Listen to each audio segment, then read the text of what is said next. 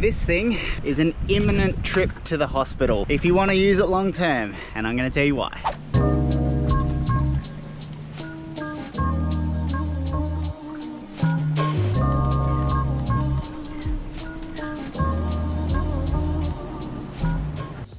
Actually see what I'm wearing from like here down. I could be wearing anything. No, I've actually just got pajamas on actually at 1:30 in the afternoon. Hey, welcome back to another video. My name's Tymon and this is Slight Adrift.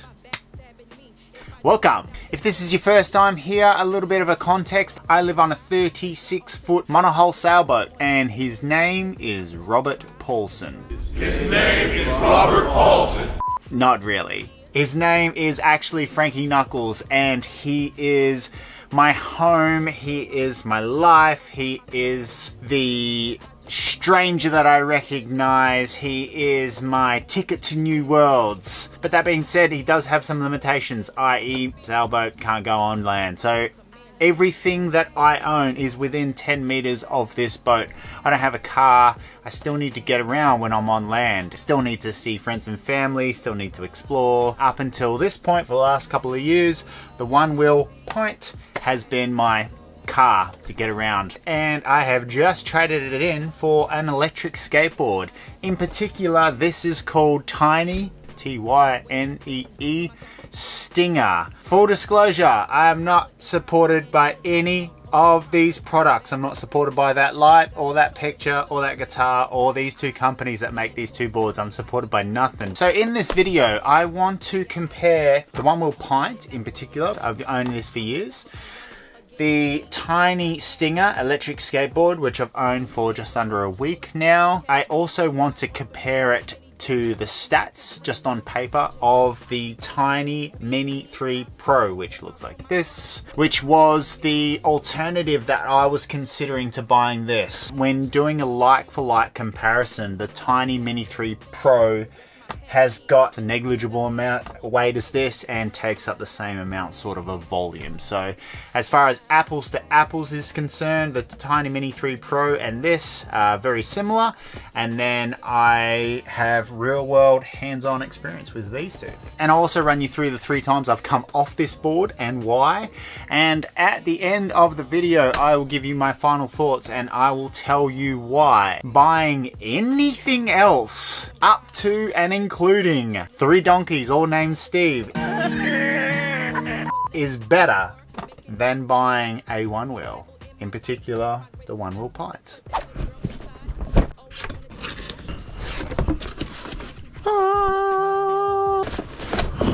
Oh baby. Okay, there's level 1 to 4. What should I start on? I'm actually a little bit nervous, so I'll start on 1. Whoa! Oh my god. I seriously just almost fell off. Yeah, it's way looser than what I expected. Whoa! Oh my god, I'm gonna f***ing axe myself. I shed so many tears that my tear dots turn red.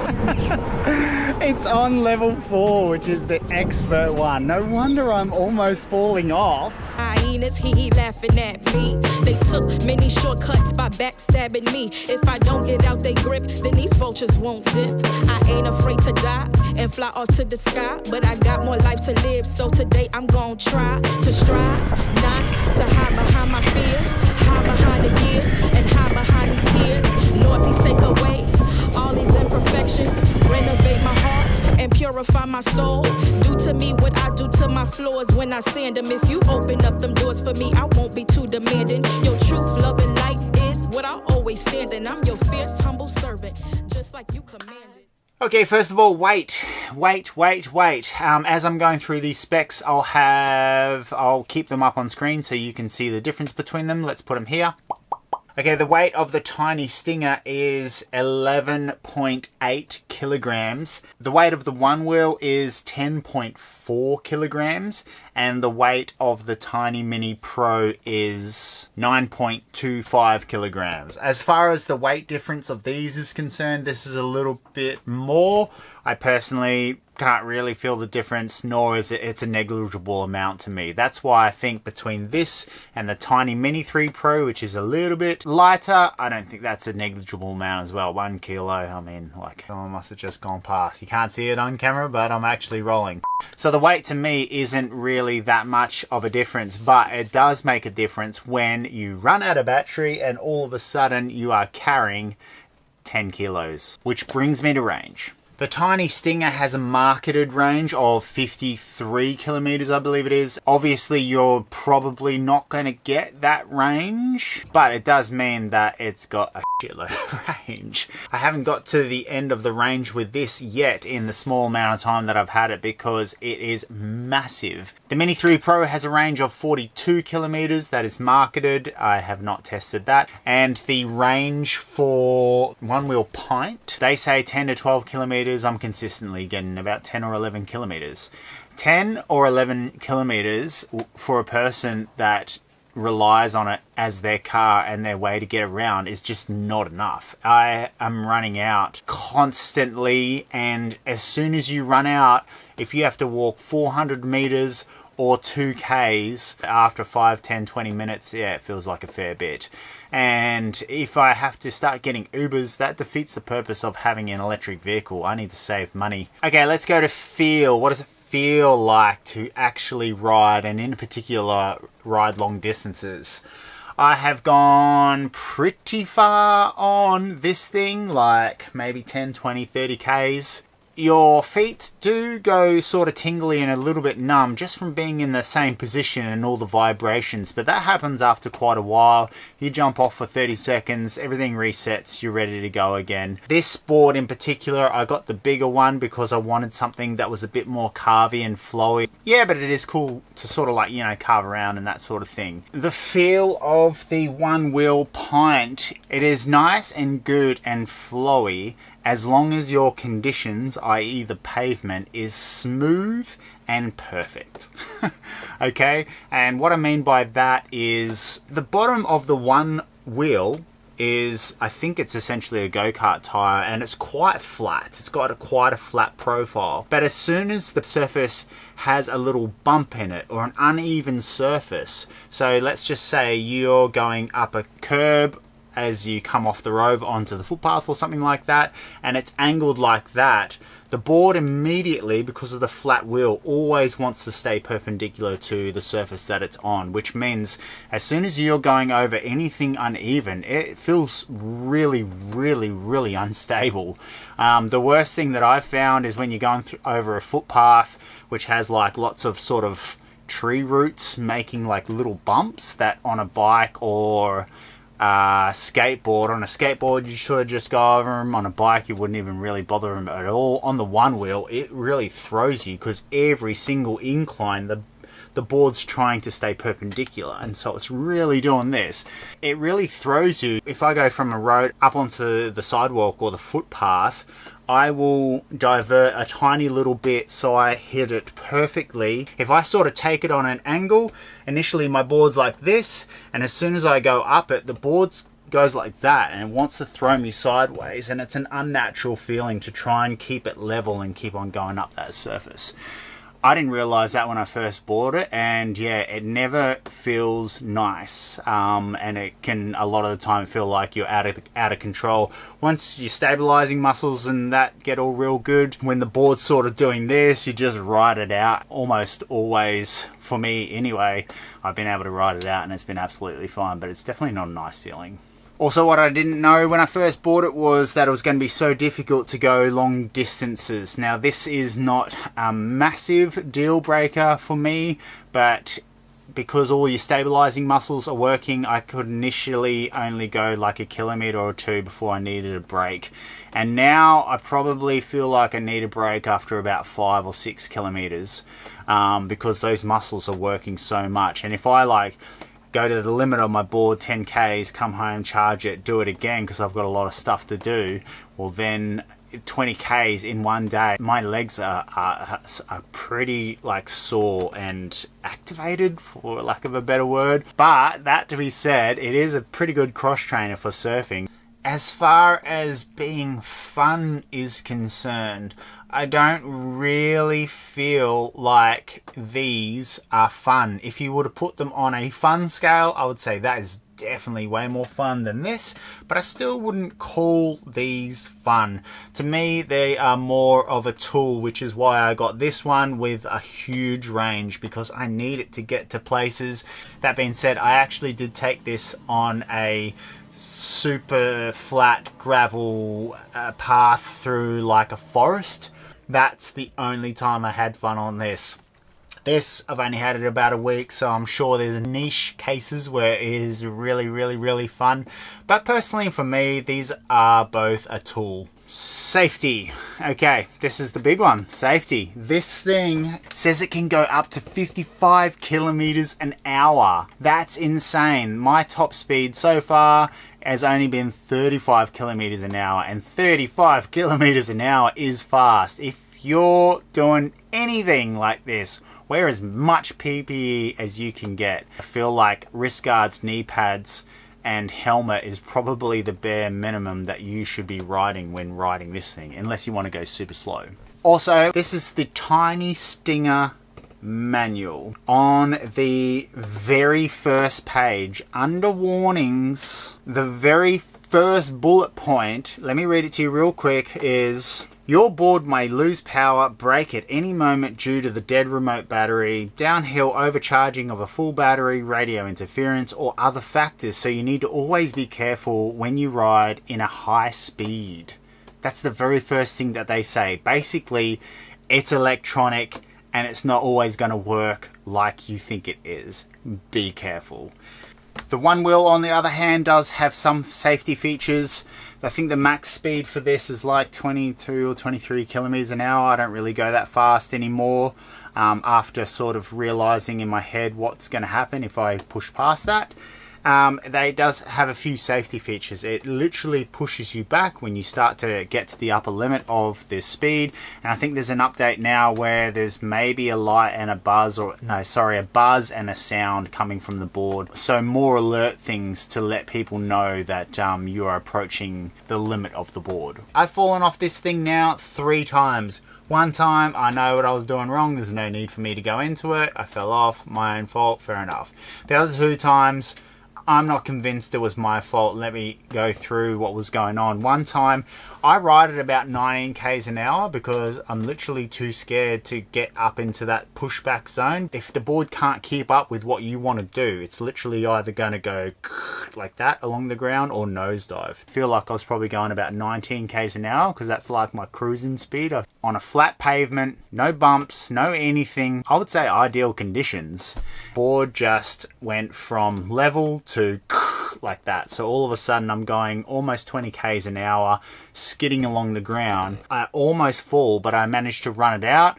And then I was just like, what the hell has happened here? I thought maybe I went too fast and I just didn't feel it kick back. And I was like, no, I really I didn't feel like I was going that fast at all. I really feel like something happened with the board. But I was just like, well, I don't really know for sure. I'll just let it go. Just recently I've fallen off again. Oh, look, I am wearing pajamas. Can you see that on my ankle? It was a couple of weeks ago now, but that was like a little bit of bark off. I was going down a small hill, like the smallest of hills in suburbia, on a perfect asphalt street. Apart from me being in the middle of the road because there was no one around, the conditions were, you can't get better than that. That's exactly what you want, like super flat asphalt. It's going down that relatively slowly and the board felt like it got a rock in it. It was like, and then again come off. That time I wasn't able to run it out. And I've gone down and sort of rolled and just took a little bit of bark off my ankle. No biggie. Immediately, I was like, had a look just to be certain. No rock, no sign of anything. And I'm like, I can't trust this board anymore. It's gone. You gotta go. Then I start to do some research to see if anyone else has had any issues similar to mine, and they have. The stuff is sort of all over the internet. Not only that, if you type in Onewheel lawsuit, have a look at what comes up there. there has been product recalls and there have been 4 deaths. Now, I know that right now you guys are saying, yeah, skateboards, how many people have died on skateboards? And I would say probably way more. But what percentage of those deaths were caused by the hardware malfunctioning, or was it a user error in judgment or skill? So I'd say that as far as safety is concerned, the skateboard is user defined, if you will. With the Onewheel, I would personally call it unsafe. Okay, cost. These costs are in Australian dollars. I'll also put them up in US dollars. This is off the shelf prices, not including postage. Tynee Mini 3 Pro off the shelf is 1,227 Australian dollars. The Tynee Stinger, what I bought it for, was $1,304. The Onewheel Pint at the moment, $1,900. Yeah, so in conclusion, I really don't see any scenario buying the Onewheel over, let's just say, the Tynee Mini 3 Pro a better idea. In my mind, it's so much safer. It's cheaper, it goes about 4 times the distance, and it's roughly the same size. I really don't see why anyone would be buying this anymore. But also, these things are electronic. As in the manual, it says, be careful, electronics cannot work as stated. So in here, there's like electronics, right? Have you had any bit of electrical equipment that has worked flawlessly forever? There's firmware and hardware. Firmware is not always accurate. This is why we're always getting updates to fix bugs, etc., etc.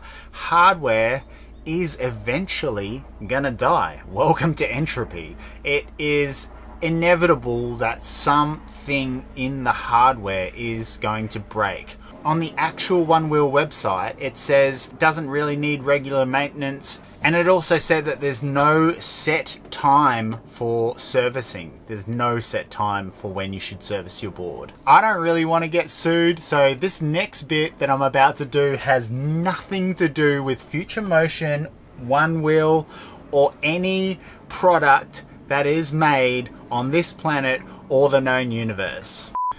Oh, hey, nondescript self-balancing board. I've used your product now for a couple of years and it has worked flawlessly for those couple of years up until a week ago where it didn't work flawlessly, and now I am a quadriplegic.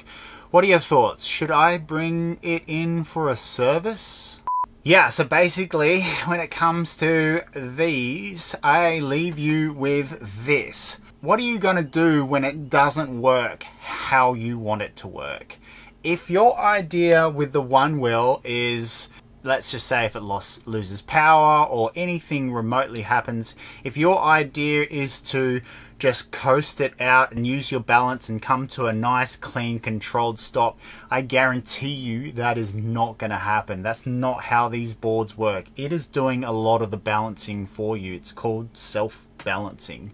I guarantee you, you're coming off that board. And also, that being said, I haven't done the research, but this probably goes for any single wheel personal electric vehicle, for lack of a better word, that does some or all of the balancing for you. You guys know what I'm talking about. If something's doing the balancing for you and all of a sudden it isn't doing, I just don't know, like, what do you think's gonna happen? When I bought this board, I thought it was the cat's meow. I was a big advocate for it. I have a bit more experience and have thought about it a bit more, and that was one of the main reasons I was making this video, because if someone has been watching my channel and they do remember that I was an advocate for it, I really need to rectify that. But as with everything, do your own research, and please, well, I'm not going to say stay safe, because that's not really what I'm going for here. I'm more going for know the risks that you're actually taking so you can make informed decisions. Okay, bye.